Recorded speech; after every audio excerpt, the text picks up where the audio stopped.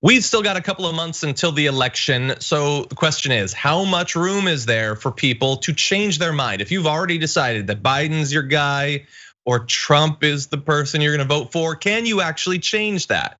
Well, there's a poll trying to get to it. The headline version of this is that no, not a lot of people are gonna change their minds. Even the ones who say that they might, a lot of them are lying, but let's dive into it. So the first poll shows, what would cause Trump or Biden supporters to change their votes? So first of all, nothing is true for 71% of Biden voters and 67% of Trump voters. But would it be a personal thing or a policy thing? Turns out personal stuff a little bit more likely to affect Biden supporters, policy stuff more likely to affect Trump supporters. I'm actually surprised by that. I did not think that the policy section for Trump voters would be that high. What do you make of that, Brett? The policy for Trump voters, you didn't think it would be that high? If Trump were to go to change to supporting some policy or opposing it, that would be a significant chunk of all of the ways that his supporters could turn on him. I assumed it would be more personality-based things or identity politics-based things, or he hates the same people I do. So you're looking at 19% like it's a big number. It's bigger than the personal section. Okay, so if you want me to read tea leaves, I'm thinking maybe it's Second Amendment, NRA. Maybe it's I've been attacked so hard for 1 in 5 people thinks I've been attacked so hard for this just being a cult of personality that in the same way you doubt they'd ever change anyway. You're they want to give you an out. That's not just me being personal here. Sure, yeah, maybe. Okay, so let's dive into it for the candidates. For Biden, what are things that could cause his supporters to change their vote? Interestingly, the single biggest thing, it is 22% of all of the possible change, is if he in some way changes his approach to racism. Death and healthcare is very high. You could sort of combine that with COVID-19. That would be about 15%.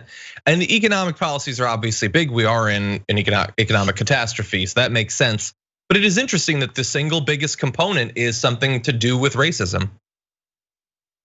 Yeah, so what is this useful for? This graph to me is useful for messaging if you're working for the Trump campaign. Yes, which means so. All the dumb Joe Biden, sleepy Joe is not what I'm gonna do. I'm gonna try to neutralize the Black Lives Matter voters by bringing up things like the crime bill, amplifying this, why did Obama wait so long to endorse Joe Biden?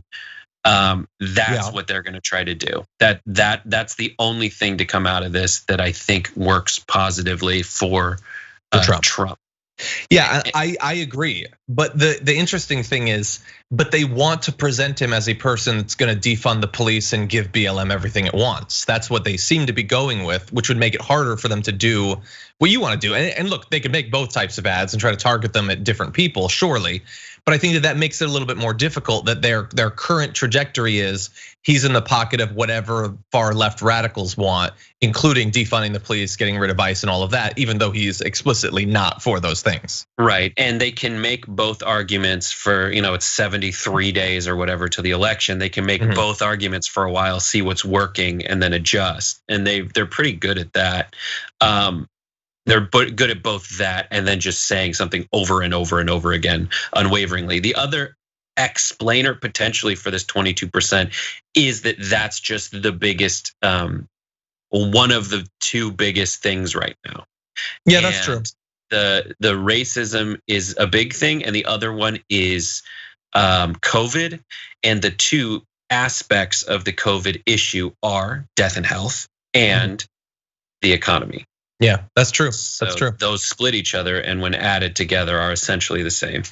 It's also interesting, by the way, that commit a heinous crime would only convince 7%. I think the reason that that's out there is just because it's a thing that could happen, but they don't believe people who see that are like, all right, that's not going to happen. Oh, I see. They're saying it's just unlikely to be the thing. Okay.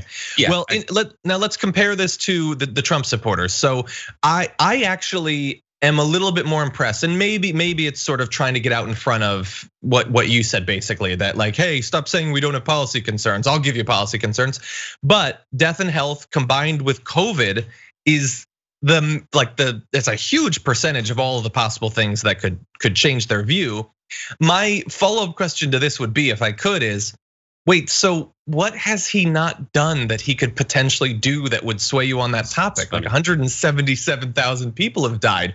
What are you waiting for at this point to have a critical view of his response to the pandemic? So my interpretation of that is that 18% doesn't think that COVID's a thing, and they think that Trump is on their side with that. And if he comes around, and this is just a guess, if he comes around and starts advocating for shutting things down, then I ditch him. And the explainer for that, and the thing that would explain that is the same options are available here for Trump voters and Biden voters, but the Biden voters are more into the actual outcomes of Trump's mishandling of COVID. And they think that, I mean, I read this as, what do they think that Biden could potentially mess up on? And they just don't think he'd mess up on COVID, because he's been saying that he has a plan and sharing it since March. Well, let me ask you a question then. When they seem to be like you said, your read is they're saying if he were to start to take this seriously, as Democrats are saying you have to wear a mask, being okay with shutdowns, talking about it seriously, admitting that it's a thing, that's what would turn me off. Do you think that is actually true for many of them? Wait, say that again? So you said your read is that when they say COVID's a thing that could change their mind, they don't mean that he could fail. They mean that he could take it seriously, and they don't think that it's serious. Do you think that that's actually true? Let's say that you're right and that's what they're saying. Would they actually turn against him, or would they do what they've done with pretty much everything he's supported, change their views in line with whatever he happens to be saying?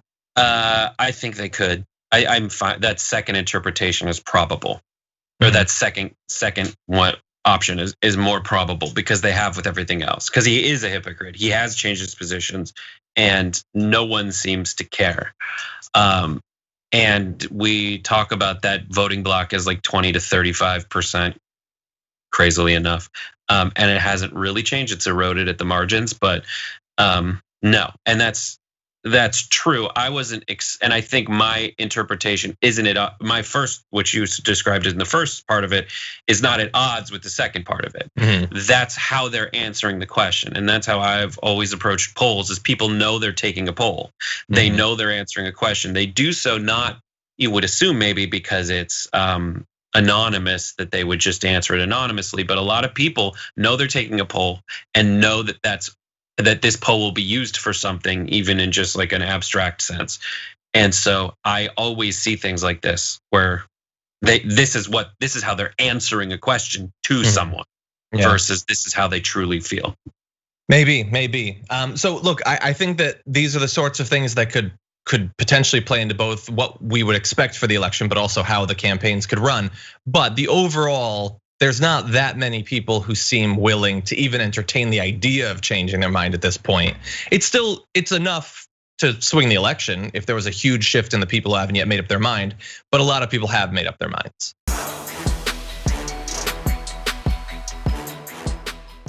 For more political news, breakdowns, interviews, stories of activism, and me trying my hardest to care about the occasional big celebrity news story, subscribe to our YouTube channel at youtube.com/The Damage Report. And you can ring the bell wherever it is so you don't miss anything.